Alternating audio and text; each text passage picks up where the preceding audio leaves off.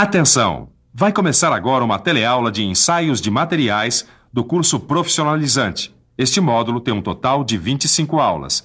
Hoje você vai assistir a teleaula número 7. Bons estudos!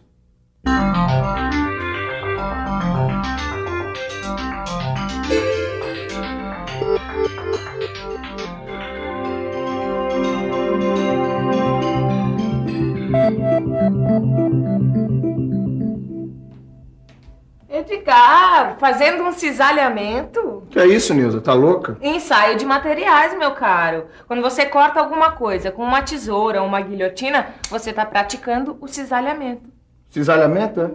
Bom, dessa eu não sabia, hein? E me diz uma coisa, por exemplo, um metal, será que ele pode passar por um processo de cisalhamento? Claro que pode. Aliás, para continuar esse assunto, vamos ver o que vai rolar na nossa teleaula de hoje? Na teleaula de hoje, você vai conhecer a força que produz o cisalhamento. Vai ver como é feito o ensaio de cisalhamento e aprender a calcular a sua tensão. E vai ver como funciona o cisalhamento na prática. Eu acho bom a nossa teleaula começar logo, porque eu tô louco pra ver como é que uma peça de metal dessa pode ser cortada com uma tesoura assim, ó. Aí é que são elas, Ed. Uma tesoura assim não pode cortar uma peça de metal, porque todo material apresenta uma certa resistência ao cisalhamento. O que a gente precisa saber é até que ponto vai essa resistência. Então é bom você ficar de olho, porque a nossa teleaula tá começando, hein?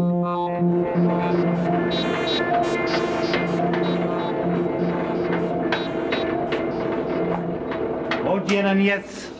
Bom dia, Ribeiro. Que bons ventos o trazem. Olha, eu preciso de uns parafusos como este aqui, que segura a estrutura da cobertura da minha fábrica. Aí eu pensei, ninguém faz isso melhor que a Ananias. Pois então veio pro lugar certo, hein? Pois é, mas olha, tem que ser bem resistente. Imagina para segurar aquele peso todo. Fica frio, Ribeiro, porque as dimensões de um parafuso como esse, com certeza foram determinadas a partir do resultado de um ensaio de cisalhamento. Tesouras, prensas de corte ou dispositivos especiais aplicam nos metais esforços que resultam em forças cortantes. Durante o corte, as partes se movimentam paralelamente por escorregamento, uma sobre a outra, e se separam.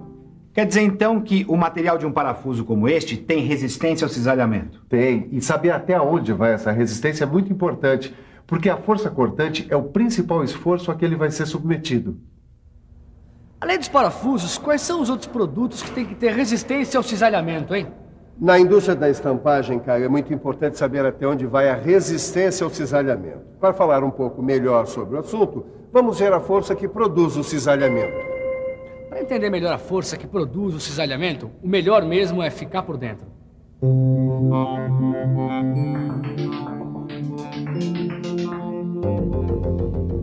Nos ensaios de tração e de compressão, você viu que a força aplicada sobre os corpos de prova atua ao longo do eixo longitudinal do corpo. Já no cisalhamento, a força é aplicada ao corpo na direção perpendicular ao seu eixo longitudinal. Como resposta ao esforço cortante, o material desenvolve uma resistência ao cisalhamento nos pontos de sua seção transversal.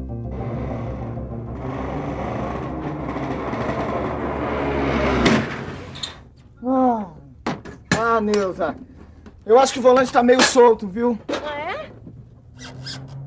Edgar, o parafuso que prende o volante no eixo de direção tá quebrado. Olha, dessa vez a gente vai ter que usar um parafuso que tem uma resistência maior ao cisalhamento, viu? Como é que a gente sabe disso?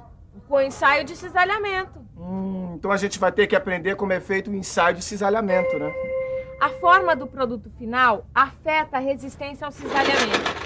Por isso, seu ensaio é feito normalmente em produtos acabados, como cordões de solda, chapas, pinos, barras, rebites e parafusos. Por isso, não existem normas para a especificação dos corpos de prova. Mas será que esse parafuso tem uma resistência maior ao cisalhamento? Olha, Ed, só ficando de olho no ensaio.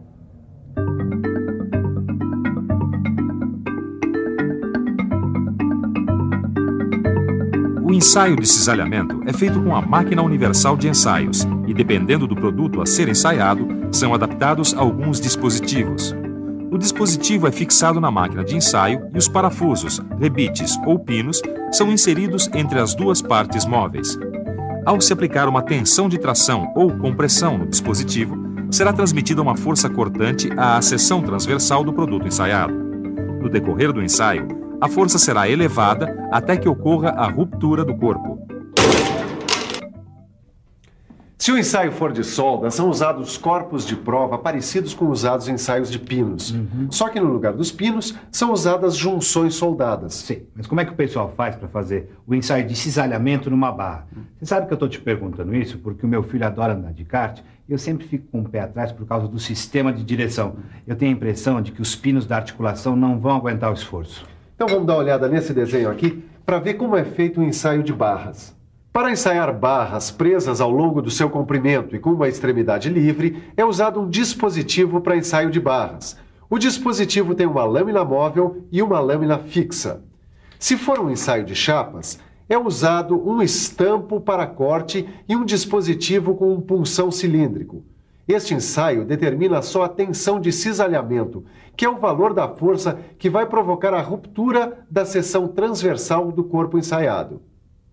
E já deu para perceber que nestes ensaios o que a gente tem que entender direitinho é essa história de tensão de cisalhamento. Olha, e não é nenhum bicho de 7 cabeças. A gente só tem que conhecer algumas formas. Olha aqui, ó. Tensão de cisalhamento é igual a força cortante dividido pela seção transversal do corpo. Caio, dá só uma olhada aqui nesse desenho.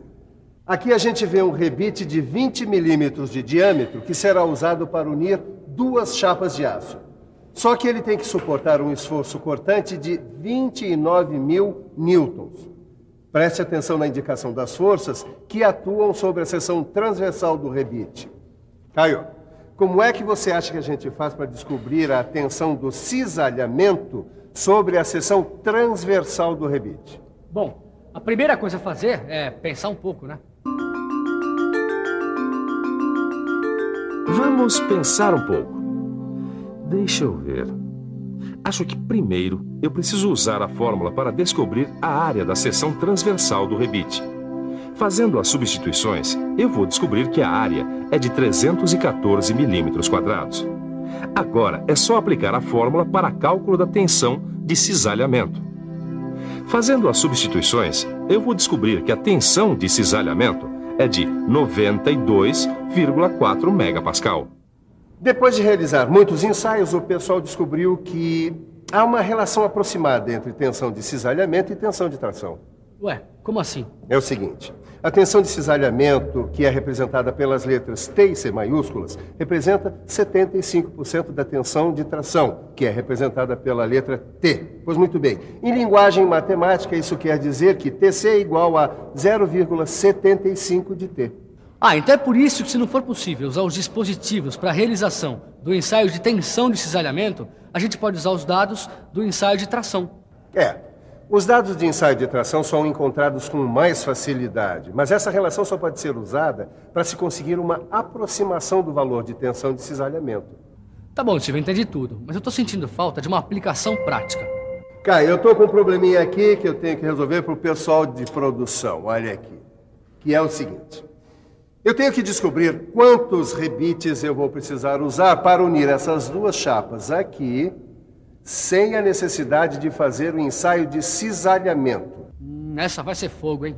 Que nada. É só você pensar o seguinte. A gente tem que unir as chapas dessa maneira. Sabemos que a tensão de cisalhamento é igual à força cortante dividida pela área do corpo. Vamos chamar o número de rebites necessários de N minúscula. A tensão de cisalhamento será distribuída pela área de cada rebite vezes o número de rebites. A fórmula da tensão de cisalhamento fica então desse jeito. Se a gente isolar um N minúsculo, que é o valor que nos interessa descobrir, ficaremos com essa fórmula. A gente sabe que as chapas suportarão uma força cortante de 20.000 newtons. Sabe também que o diâmetro de cada rebite é 4 milímetros e a tensão de tração que cada rebite pode suportar é de 650 megapascais. Eu acho que eu já tenho todos os dados para saber quantos rebites vão ser necessários. Só falta o valor da tensão de cisalhamento, que você sabe equivale a 75% da tensão de tração, que você já conhece. Então vamos lá, né? Bom, se a tensão de cisalhamento é igual a 0,75 centésimos de T, Então eu multiplico 0,75 por 650, que é a tensão de tração. Fazendo as contas na calculadora, eu descubro que a tensão de cisalhamento é 487,5 megapascal. Se a gente já tem o diâmetro de cada rebite, podemos calcular a área de sua seção transversal com essa fórmula que a gente já conhece. Fazendo as substituições dos valores conhecidos e usando uma calculadora, a gente vai descobrir que a área é de 12,56 milímetros quadrados. Agora, a gente aplica os valores na fórmula para descobrir o número de rebites. Usando a calculadora, a gente vai ver que n minúsculo é igual a 3,266 rebites. E Silva, não vai dar para unir as duas chapas usando 3,266 rebites, né? Arredondo para cima ou para baixo, hein? O valor encontrado, Caio, é o mínimo necessário, então arredonda para cima. Bom, vou precisar então, obviamente, de 4 rebites, né? Pode deixar que eu vou comunicar ao pessoal da produção. Todas as fórmulas que você viu nessa teleaula vão ficar mais firmes depois que você fizer os exercícios que estão aí no seu livro de estudos. Certo? Agora fique de olho na revisão. E atenção, se liga aí que é hora da revisão. Na teleaula de hoje, você conheceu a força que produz o cisalhamento. Viu que o ensaio de cisalhamento é feito na máquina universal de ensaios. Viu que, dependendo do material, o ensaio precisa ser feito com dispositivos especiais. Conheceu a tensão de cisalhamento. E, finalmente, viu que é possível resolver um problema prático de cisalhamento sem recorrer ao ensaio. Pronto, agora tá firme. Viu como é importante conhecer a resistência que certos materiais têm ao cisalhamento? Se a gente não ficar esperto, pode se estourar numa curva dessas por aí. E se você não quer derrapar numa curva, pegue o seu livro de estudo e resolva os exercícios. Na próxima teleaula tem mais ensaio de materiais. Até lá!